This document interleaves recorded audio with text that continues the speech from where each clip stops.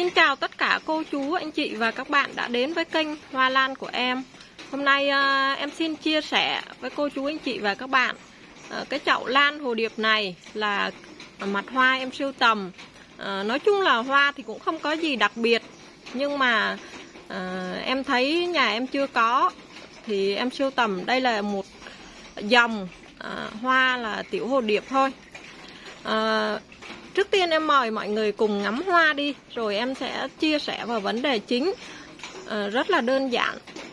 Cây lan của em là hàng dạt, hàng loại 3, có mấy chục ngàn một cây à. Em mua ở chỗ người ta bán dạo, em đi đường em thấy hay em mua.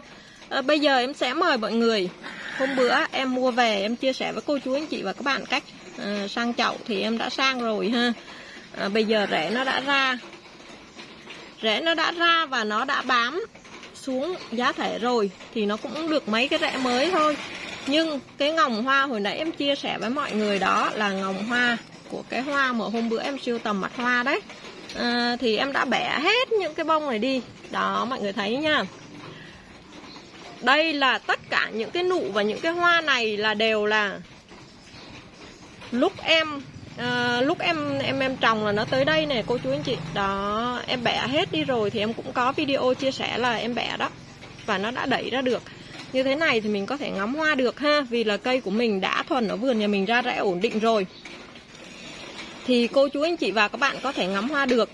Và vấn đề chính hôm nay em muốn chia sẻ là khi cô chú anh chị và các bạn kích rễ thì mình để nó dưới cái khay nước thì nó không bao giờ bị mất sức hết. Và hiện tượng là bây giờ nó đang bắt đầu ra lá mới ở trong nữa rồi. Tức là cây lan nó phát triển rất là tốt. Đó, lá rất là cứng và rất là đẹp ha. Không có gì là thay đổi hết. Nhưng hôm bữa nó muốn ra ở đây một cái ngồng hoa này. Hôm trước nó có đẩy ở đây nhưng mà nó cứ đứng ở chỗ này đây. Em cũng không thấy nó phát triển tiếp nữa. Thì tại vì là em không có kích hoa.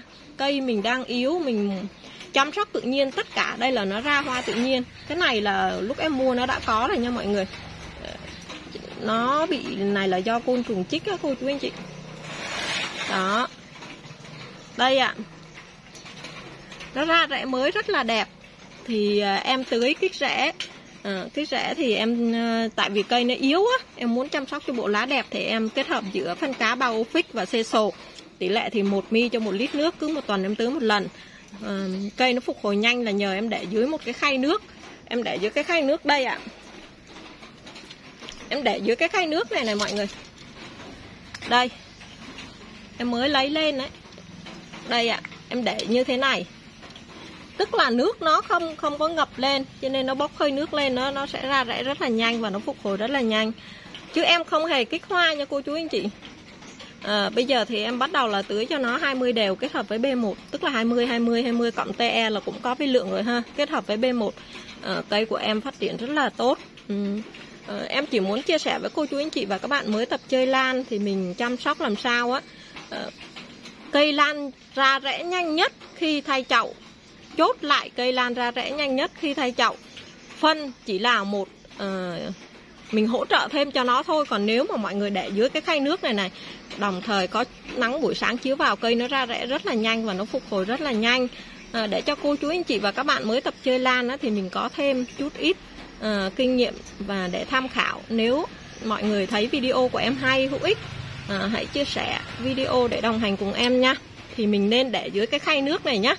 Kích rễ thì cô chú anh chị và các bạn có thể kích rễ là Orgo Hum cộng B1 tỷ lệ 1 ml cho 1 lít nước, hoặc Acerut Acerut cộng Orgo Hum cũng được ha, hoặc Humic 322 cộng với 30-10-10. Những cái thành phần kích rễ em chia sẻ là đều là em đã thực hiện, đã áp dụng và rất là thành công thì em sẽ chia sẻ với mọi người.